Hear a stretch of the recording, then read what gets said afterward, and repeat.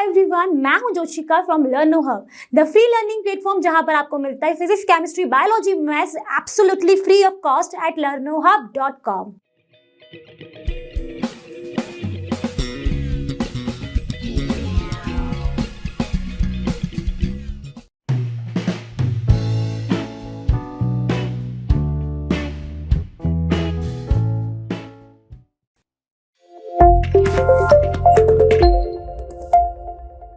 तो बच्चों, आज के सेशन का जो पहला क्वेश्चन आपकी स्क्रीन पर आया है उसमें क्या बोला गया है? Which of the following correctly describes the magnetic field near long straight wire. पहला ऑप्शन दिया गया है magnetic field consist of straight lines perpendicular to the wire, मतलब अगर ये वायर है तो इसके परपेंडिकुलर, या फिर straight line parallel to the wire, और या फिर रेडियली ओरिजिनेट हो फ्रॉम द वायर, और लास्ट ऑप्शन है consist of concentric circle centre on the wire. तो इसका आंसर देने के लिए आपको क्या पता है होना चाहिए? आपने क्या पढ़ा है? कौन सा एक्सपेरिमेंट को याद करेंगे? हम याद करेंगे एक्सपेरिमेंट ऑफ साइंटिस्ट हंस क्रिश्चियन ऑस्टेड। उन्होंने क्या बोला था? उन्होंने एक कंपास लेकर आए, ठीक है। कंपास में आपका एक निडल होता है जो आपके नॉर्थ की डायरेक्शन को शो करता है। उन्होंने एक कंडक्टिंग वायर लिया, उसको कनेक्ट किया एक बैटरी से, और उन्होंने देखा कि इसका जो नॉर्थ पोल है वो कहाँ पर लोकेट होता है कंपास का। हम नेविगेशन में यूज़ करते हैं ना, इसको कहाँ पर लोकेट होता है? जहाँ पर हमारा अर्थ का नॉर्थ पोल होगा, वहीं पर कंपास में जो निडल है उसमें नॉर्थ पोल होगा। हम मान लेते हैं कि ये नॉर्थ, साउथ, ईस्ट, वेस्ट, ठीक है।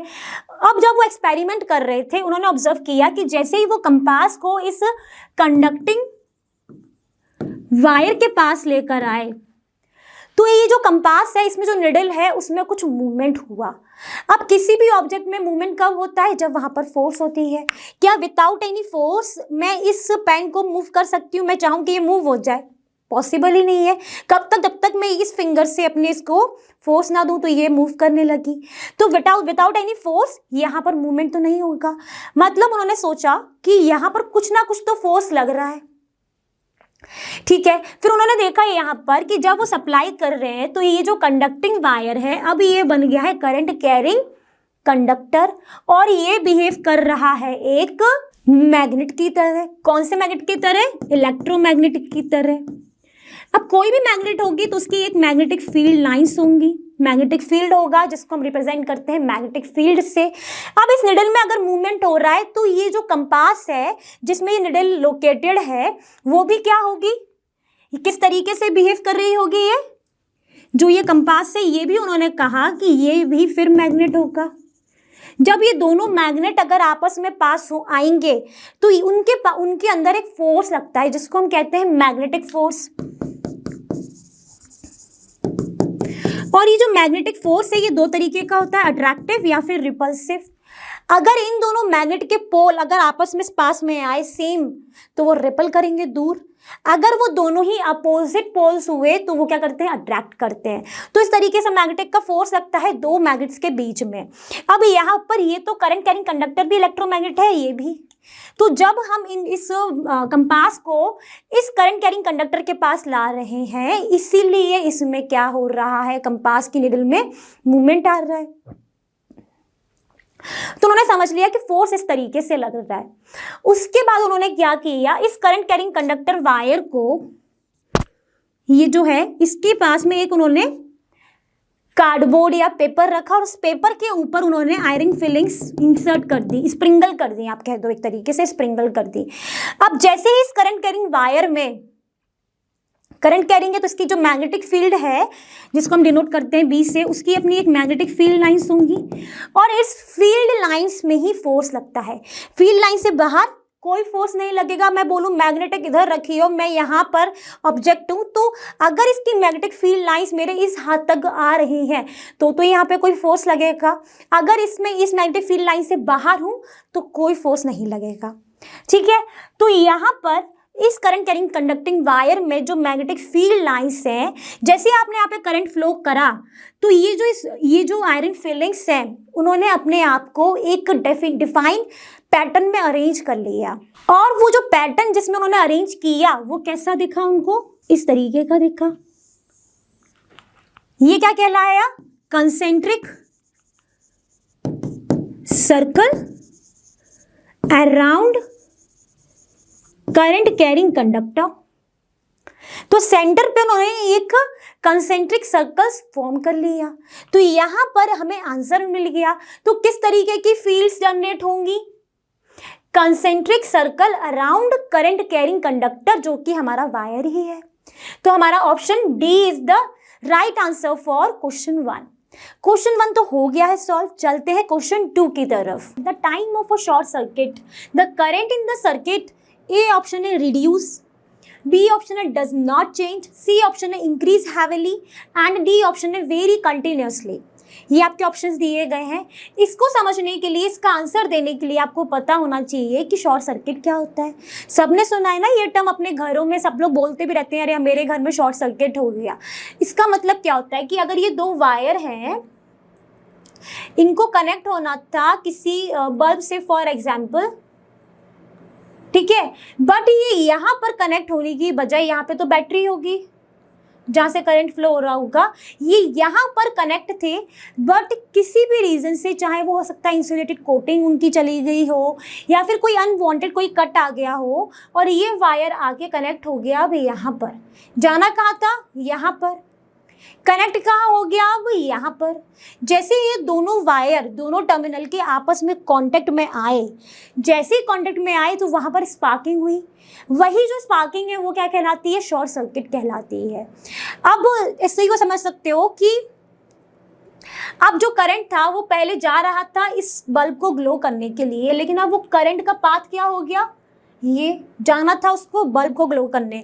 अब क्या समझोगे? हम किसी ट्रैवल कर रहे हैं, हम गूगल मैप चालू करते हैं, वहाँ पर कहीं ट्रैफिक दिखता है रेड लाइन, तो वहाँ पर एक पाथ भी मिलता है हमको, हम क्या करते हैं शॉर्ट पाथ पे चलने लगते हैं। उस तरीके से करंट है, करंट को क्या हुआ, वो लॉन्ग पाथ पे जा रहा था, बट उससे एकदम से ना दो वायर एक साथ ज्वाइन होने के कारण एक शॉर्टकट मिल गया, एक शॉर्ट पाथ मिल गया।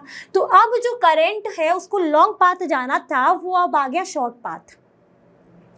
जैसे वो शॉर्ट पाथ आया तो वहां पर क्या हुआ कि करंट पहले जाके इस बल्ब को ग्लो कर रहा था, अब करंट क्या करा, करंट की जो करंट है वो हेविली क्या करने लगा, सर्किट में ज़्यादा बढ़ गया, क्योंकि उसने तो अपना काम किया ही नहीं, वो ज़्यादा हो गया।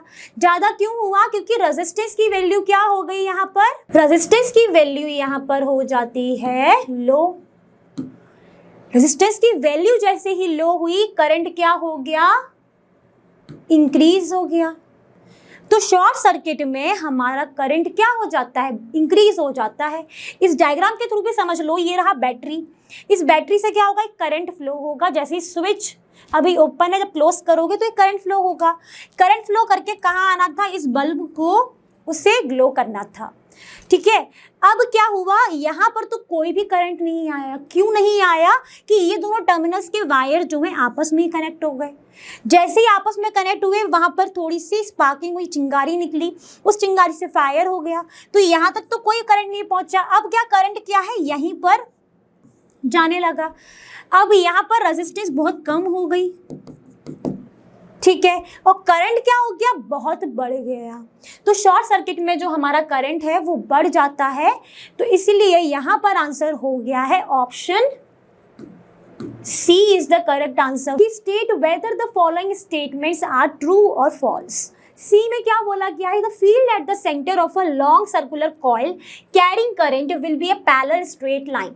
अब लॉन्ग सर्कुलर कॉइल की बात की गई है। अब लॉन्ग सर्कुलर कॉइल के बारे में जब चैप्टर में पढ़ रहे थे तो वो क्या बन जाता है आपका, ये सर्कुलर कॉइल सोलेनॉइड। जब इसको आप कनेक्ट करते हो सप्लाई से और की से, तो क्या होता है, यहाँ पर जो मैग्नेटिक फील्ड प्रोड्यूस्ड होती हैं, सोलेनॉइड क्या हो गया आपका, एक लॉन्ग सर्कुलर कॉइल जिसको आपने कनेक्ट किया है एक सप्लाई से और एक प्लग की लगा दी, ठीक है। इस सोलेनॉइड के सेंटर पे जो करंट है will be parallel straight lines. क्या मैग्नेटिक फील्ड जो प्रोड्यूस्ड हो रही है सेंटर पे, तो बिल्कुल सही है बच्चों। क्यों है सही, देखो सेंटर पे कैसी होती है, इस तरीके से, और फिर यहाँ पर सोलेनॉइड में इस तरीके से कुछ प्रोड्यूस्ड हो जाती है, बट सेंटर पे कैसी है, पैरेलल है आपस में, ठीक है, तो बिल्कुल सही है कि सोलोनॉइड में अंदर inside the coil the magnetic field lines is parallel. तो आप क्या लिख दोगे, the field at the centre of a long circular coil carrying current will B parallel straight lines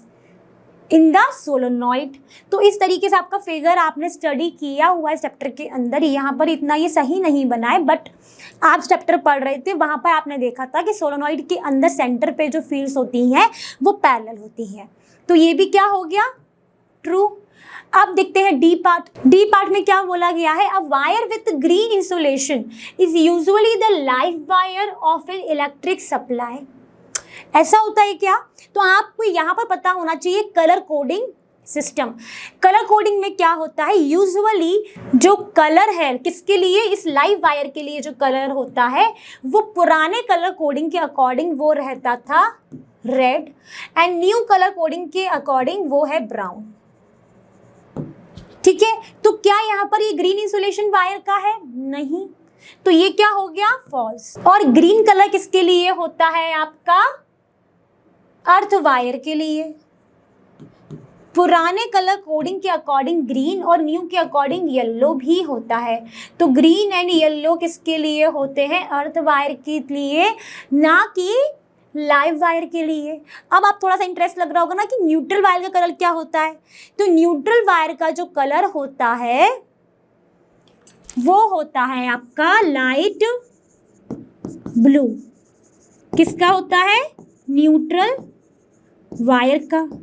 ये हमने क्या देखा, कलर कोडिंग का कंसेप्ट देखा कि उससे हमें पता चला कि ये जो डी है, डी ये गलत है क्योंकि लाइव वायर का कलर ग्रीन नहीं होता है, उसका तो ब्राउन या रेड होता है। तो ये फॉल्स हो गया। List 2 methods of producing magnetic field. तो इस चैप्टर को पढ़ने के बाद ये क्वेश्चन तो काफ़ी सिंपल लगेगा। मैग्नेटिक फील्ड को प्रोड्यूस करने के लिए जो मेथड आपको सिर्फ 2 बताने हैं। तो पहला मेथड आप लिख सकते हो करंट कैरिंग कंडक्टर, जो मैंने आपको स्टार्टिंग में बताया था। तो first method to producing a magnetic field is current carrying conductor. Second method क्या हो सकता है, परमानेंट मैग्नेट, जिनके पास तो ऑलरेडी क्या होती है, मैग्नेट के पास हमेशा क्या होती है, अपनी एक मैग्नेटिक फील्ड लाइन होती है। तो परमानेंट मैग्नेट के थ्रू भी आपका मैग्नेटिक फील्ड होता है। एंड थर्ड बताने की ज़रूरत ही नहीं है, चाहो तो क्या कर सकते हो, electromagnet. Fourth one is artificial magnet. तो ये 4-5 आप आराम से लिख सकते हो अगर आपके पास 2 के अलावा भी और भी मेथड पूछे जाएं मैग्नेटिक फील्ड को प्रोड्यूस करने के। तो अभी मैंने 2 लिख दिए हैं, that is current carrying conductor and a permanent magnets. ठीक है, when is the force experienced by a current carrying conductor placed in a magnetic field is largest? कब ज्यादा होगा, मैग्नेटिक फोर्स। ठीक है, मैग्नेटिक फोर्स का हमने फॉर्मूला क्या पढ़ा है, पहले मुझसे समझ लेते हैं, उससे बहुत जल्दी क्लियर हो जाएगा। F equal to BIL sine theta, BIL sine theta. ठीक है, टीटा क्या होता है हमारा, angle between magnetic field B and current, यही होता है। अब अगर ये आपको क्या करना है, फोर्स ज़्यादा चाहिए, लार्ज चाहिए, तो फोर्स लार्ज करने के लिए अगर ये टीटा जो आपका जो मैग्नेटिक फील्ड और करंट है उनके बीच का जो एंगल है वो क्या हो जाए 90 डिग्री, तो आपका फोर्स क्या हो जाएगा, बिल के बराबर साइन 91 हो जाएगा। तो कब हो सकता है ये बड़ा, तब हो सकता है जब direction of magnetic field and electric current are perpendicular to each other, that is theta will become 90 degree. और जब आप इसको लिखेंगे ना तो क्या लिखेंगे, the force experienced by a current carrying conductor placed in a magnetic field largest when the magnetic field and electric current are perpendicular to each other. और यहाँ पर आप ये पूरा मेंशन कर सकते हैं F equal to BIL sine theta के फॉर्मेट में। और टीटा क्या है बता दोगे, टीटा की वैल्यू 90 डिग्री है तो F इक्वल टू बिल हो जाता है। Imagine that you are sitting in a chamber with your back to one wall. An electron beam moving horizontally from back wall towards the front wall is deflected by a strong magnetic field to your right side. What is the direction of magnetic field that you have to calculate? और हम सभी जानते हैं जो direction of magnetic field होती है that is perpendicular to the direction of force और current. ठीक, अब यहाँ पर इसको अगर समझे तो ये अगर मान लें ये रही हमारी बैक वॉल और ये रहा हमारा फ्रंट वॉल, तो जो इलेक्ट्रॉन की बीम डिफ्लेक्ट हुई है वो इस तरीके से हुई है, आपके राइट साइड, मेरा राइट साइड ये हो गया, अगर मैं इस तरीके से खड़ी हूँ तो इलेक्ट्रॉन की डायरेक्शन ये हो गई। और हम सभी जानते हैं कि कोई भी ऑब्जेक्ट तभी मूव करता है जब उसमें उसी डायरेक्शन में फोर्स अप्लाई की जाए, तो उसी डायरेक्शन में मूव कर जाता है। फॉर एग्जाम्पल अगर मैं सिर्फ पेन को मूव कराना है इस तरफ, तो मैं अगर यहाँ से फोर्स अप्लाई करूंगी तो इस तरफ मूव कर जाएगा। तो direction of force is the same direction to the direction of flow of electron. तो मेरा फोर्स लग रहा है इस डायरेक्शन में। और हम क्या जानते हैं कि direction of flow of electron के अपोजिट डायरेक्शन में करंट लगता है, अपोज करता है डायरेक्शन ऑफ करंट, तो मेरा करंट किधर लगेगा, इधर। ठीक है, अब यहाँ पर हमें यूज करना होगा फ्लेमिंग्स का लेफ्ट हैंड रूल, जो हमें बताएगा डायरेक्शन ऑफ फील्ड। यहाँ पे क्या लिखा हुआ है, the magnetic field inside the chamber is perpendicular to the direction of current and direction of force. Perpendicular से हो सकता है, अब इन दोनों के या तो वो ऊपर परपेंडिकुलर होगा या नीचे होगा, वॉट एवर इट इज, वो कौन डिसाइड करेगा, लेफ्ट हैंड रूल डिसाइड करेगा। The direction of current is given front to the back wall because electron flows from back to front. तो डायरेक्शन ऑफ मैग्नेटिक फोर्स किधर है, right word. Hence by using the left hand rule, जो कहता है कि जो हमारा thumb है वो शो करेगा direction of force, index finger shows the direction of magnetic field and middle finger shows the direction of current. Clear. अब मैंने वो लेफ्ट हैंड को निकाला है बाहर, यहां से आप देखो अगर मैं इसको सेट करूं इस डायरेक्शन के अकॉर्डिंग तो मेरी मैग्नेटिक फील्ड की डायरेक्शन या तो ऊपर आनी चाहिए या नीचे आनी चाहिए। देखते हैं, मैंने इस थंब को सेट करा किसकी डायरेक्शन में, फोर्स की डायरेक्शन में, और ये रहा करंट, ये रहा फोर्स, ये रहा करंट। करंट इस साइड है, फोर्स इस साइड है, तो मैग्नेटिक फील्ड कहां लग रही है बच्चों, देखिए वो लग रही है आपकी डाउनवर्ड। तो direction of magnetic field inside the chamber is downward bye using the Fleming's left hand rule. इसका मतलब ये क्वेश्चन हो गया है सॉल्व। तो चलते हैं अपने नेक्स्ट क्वेश्चन की तरफ। State the rule to determine the direction of a, आपको रूल बताना है। तो पहली कंडीशन क्या है कि magnetic field produced around the straight conductor carrying current. आपको क्या बताना है कि यहाँ पर डायरेक्शन ऑफ मैग्नेटिक फील्ड क्या होगी। तो अगर मान लेते हैं कोई स्ट्रेट कैरिंग कंडक्टर है ये, ठीक है, और यहाँ पर करंट है, ठीक, और यहाँ पर आपको बताना है मैग्नेटिक फील्ड की डायरेक्शन। तो इसके लिए हमने लॉ कौन सा पढ़ा हुआ है, मैक्सवेल का राइट हैंड रूल। अब मैं उठा लेती हूं अपना राइट हैंड। मैक्सवेल का राइट हैंड रूल क्या कहता है, मैक्सवेल का राइट हैंड रूल कहता है कि ये जो थंब है ये हमारा डायरेक्शन ऑफ करंट होता है, क्या, थंब, और जहां पर हमारी फिंगर कर्ल करती हैं वो जो कर्ल वाला जो डायरेक्शन होता है वो रहता है हमारा मैग्नेटिक फील्ड का। वही लिखा हुआ है Maxwell's right hand rule determines the direction of a magnetic field produced around the straight carrying conductor, which states that if we are holding a current carrying conductor in our right hand, the thumb points the direction of current and the direction of fingers and circle gives the direction of magnetic lines. This rule is also known as Maxwell corkscrew rule. ठीक है, अब अगर मैं मान लेती हूँ direction of current is upward, ठीक है, तो मैं इसको इस तरीके से कैसे पकड़ूंगी, इसको मैंने पकड़ा, मान लो ये मेरा करंट कैरिंग कंडक्टर है, इसको मैंने पकड़ा, ये मेरी डायरेक्शन ऑफ करंट है, दिख रहा है आपको डायरेक्शन ऑफ करंट। तो मेरी जहां पर फिंगर कहीं सर्कल हो रही हैं वो क्या है, मेरा डायरेक्शन ऑफ मैग्नेटिक फील्ड। बात हुई क्लियर। तो वही यहाँ पर दिया गया है, आपको फिगर में भी दिख रहा है कि करंट की डायरेक्शन अभी हमने इधर ली है डाउनवर्ड, तो हमारा जो मैग्नेटिक फील्ड है वो कहाँ दिख रहा है, अंदर की तरफ। बात हो गई क्लियर, क्योंकि फिंगर्स की डायरेक्शन अंदर की तरफ जा रही है। तो हमने इसका ये पार्ट तो कर लिया सॉल्व, कौन सा, फर्स्ट पार्ट हमने सॉल्व कर लिया, इसमें बता दिया कि यहाँ पर लग रहा है आपका मैक्सवेल का राइट हैंड रूल। ठीक, अब चलते हैं इसके सेकेंड पार्ट की तरफ। तो बच्चों इसके सेकंड पार्ट में क्या बोला गया है, इसके सेकंड पार्ट में बोला गया है force experienced by a current carrying straight conductor placed in a magnetic field which is perpendicular to it. ठीक, यहां पर भी आपको रूल बताना है। डायरेक्शन ऑफ फोर्स आपको निकालनी है एक करंट कैरिंग स्ट्रेट कंडक्टर के अंदर जिसमें मैग्नेटिक फील्ड जो है उसके परपेंडिकुलर है। तो इसके लिए कौन सा रूल होता है? जहां पर मैग्नेटिक फील्ड फोर्स के परपेंडिकुलर हो वो होता है आपका फ्लेमिंग्स का लेफ्ट हैंड रूल। इससे क्या पता चलता है? यहां पर डिटरमाइन करेगा direction of force experienced by a current carrying straight conductor. ये स्टम्प पे भी ध्यान रखना। Placed in a magnetic field which is perpendicular to it.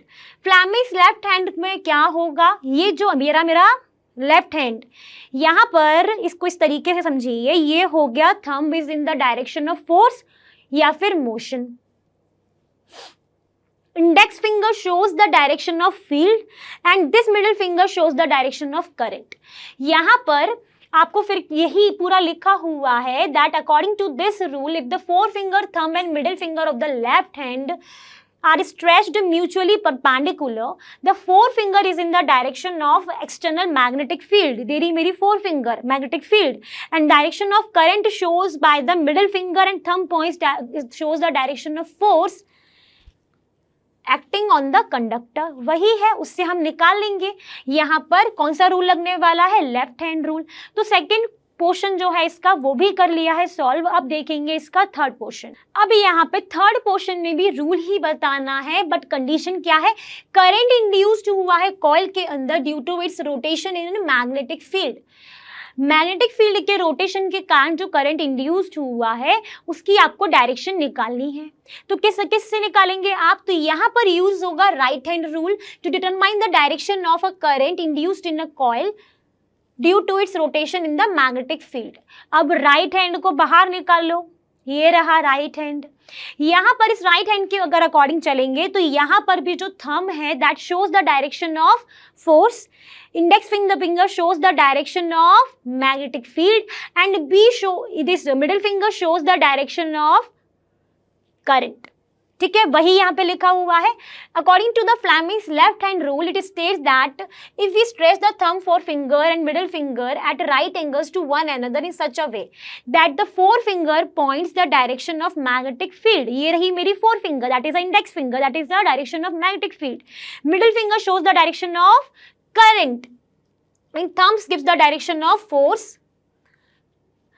Forefinger indicates the direction of magnetic field and finger points तो मैंने बता ही दिया current. तो ये रहा उसका फिगर, ये रहा हमारा राइट हैंड। तो यहाँ पर ये है movement of a conductor, magnetic field और ये रहा current.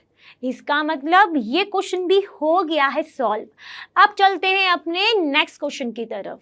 When does an electric short circuit occur. अब ऐसा ही क्वेश्चन हमने प्रीवियस लेक्चर में भी किया था कि शॉर्ट सर्किट होता क्या है। जब आपने वहां पर ये समझा था कि शॉर्ट सर्किट में एक्चुअली हो क्या रहा है, तो यहाँ पर भी बता सकते हैं हम क्या हो रहा था वहां पर। मान लेते हैं कि अगर यहाँ पर एक बैटरी है, ठीक है, इसके दो वायर्स निकल रहे हैं। ठीक है, वायर्स को करना क्या है? एक बल्ब को ग्लो कराना है। ठीक, उनको आना यहाँ तक है। बट हुआ क्या कि किसी भी हो सकता है कोई भी कंडीशन के कारण ये बीच में ब्रेक हो गए या फिर इंसुलेटेड कोटिंग उनकी हट गई। तो ये जो वायर को, इस बल्ब को ग्लो कराना था, बट ये कहीं पर दो वायर्स के एंड आपस में ज्वाइन हो गए यहाँ पर। ठीक है, तो यहाँ पर एक शॉर्ट पाथ क्रिएट हो गया। करंट को फ्लो होके करना था ये बल्ब को ग्लो, बट अब करंट कहाँ पर फ्लो होने लगा? एक शॉर्ट पाथ में फ्लो होने लगा। और यहाँ पर जैसे ही वायर ज्वाइन हुए वहां पर क्या हो रहा था? स्पार्किंग हो गई, स्पार्किंग हो गई है। ठीक है, और करंट क्या फ्लो होने लगा? बहुत ज़्यादा फ्लो होने लगा। क्यों? क्योंकि रेजिस्टेंस बहुत कम हो गई। तो इसीलिए इलेक्ट्रिक शॉर्ट सर्किट अकर हो जाता है। क्या लिखा हुआ है? Electric shocks occur when the insulation wire get damaged and when the live wire and the neutral wire touch each other, the current flowing in the circuit is increases। ठीक है, तो अभी मैंने जो बताया उसी के थ्रू समझ लो कि मान लेते हैं कि लाइव वायर है या फिर ये न्यूट्रल वायर है, अगर ये आपस में ज्वाइन हो गए तो करंट क्या है? ज़्यादा फ्लो होने लगता है और यहाँ पर जो रेजिस्टेंस है सर्किट की वो लो हो जाती है। That's why electric shock will occur. ठीक है, बात हुई क्लियर, हमने समझ लिया। क्यों? क्योंकि जब इंसुलेशन वायर जो है वो डैमेज्ड हो गया है, तब जैसे ही वो डैमेज हुआ लाइव वायर और न्यूट्रल वायर आ गए कांटेक्ट में। जैसे ही वो कांटेक्ट में आए स्पार्किंग हुई और हमें इलेक्ट्रिक शॉर्ट सर्किट अकर हो गया है। करंट ज़्यादा हुआ, रेजिस्टेंस बहुत कम हो गई। बात हुई क्लियर? इसका क्वेश्चन हो गया कंप्लीट। चलते हैं लास्ट क्वेश्चन की तरफ। तो बच्चों चलो देखते हैं आज के सेशन का लास्ट क्वेश्चन। इसमें क्या बोला गया है, what is the function of an earth wire and why is it necessary to earth metallic appliances. क्यों जरूरी होता है अर्थ वायर, क्यों जरूरी होता है? इसका मेन फंक्शन है कि अगर अर्थ वायर रहेगा तो कोई भी अगर इलेक्ट्रिक अप्लायंसेस है उससे कोई भी लीक ओवर हो रहा है करंट का, वो कहां चला जाएगा? ट्रांसफर होके ग्राउंड में चला जाएगा। ठीक है, तो इससे क्या हो रहा है, इलेक्ट्रिक शॉक लगने से हमको ये प्रिवेंट कर रहा है। तो यहाँ पर क्या लिखा गया है, the main function of the earth wire is to transfer any current which is getting leaked from an electrical appliances to the ground. अब नेक्स्ट पॉइंट लिखा गया है, the metallic body of the electric appliances is connected to the earth wire so that any leakage of an electric current is transfer to the ground, जो मैंने अभी आपको बताया। अगर मान लो कि हमने अर्थ से नहीं कनेक्ट करा, ठीक, कनेक्ट नहीं करेंगे तो जो ये कोई भी लीकेज होगा अगर करंट का, उसके कारण क्या हो सकता है, हमें इलेक्ट्रिक शॉक लग सकता है। तो एक एक्सीडेंट हो जाएगा। तो यहाँ पर इसीलिए इलेक्ट्रिकल अप्लायंसेस को क्या करते हैं, हम एक अर्थिंग वायर से कनेक्ट करते हैं, जिसके कारण कोई भी लीकेज किसी भी अप्लायंसेस से होती है वो डायरेक्टली कहाँ पर ट्रांसफर होती है, ग्राउंड की तरफ ट्रांसफर हो जाती है। This prevents a severe shock to the user, that's why earthing of an electric appliances is very important. बात हुई क्लियर? मैंने आपको समझा भी दिया है। ठीक है, तो इसीलिए हमें कोई भी इलेक्ट्रिक अप्लायंसेस को यूज करते समय शॉक नहीं लगता है। अगर शॉक लग रहा है मतलब उसकी अर्थिंग वायर में प्रॉब्लम क्रिएट हो गई है, जिसके कारण वो शॉक जनरेट कर रहा है। ठीक है, तो आप कभी भी किसी के घर पे कोई भी चीज़ छूने पे अगर शॉक लग रहा है तो हम समझ जाएंगे कि वहाँ पर उसके अर्थिंग वायर में कोई प्रॉब्लम है, जिसके कारण वो जो आपका करंट है वो ग्राउंड में ट्रांसफर नहीं हो पाया। तो इसका मतलब ये क्वेश्चन भी हो गया है प्रॉपर सॉल्व। तो बच्चों आई होप आज का जो सेशन है वो आपके लिए रहा है काफ़ी यूजफुल, और आपने भी की है मेरे साथ साथ सारे ही एनसीईआरटी सॉल्यूशन की प्रैक्टिस। जैसा कि आप जानते हैं लर्नो हब फ्री है पर बेस्ट है, और यहाँ पर आपको मिलता है physics, chemistry, biology, maths absolutely free of cost at learnohub.com।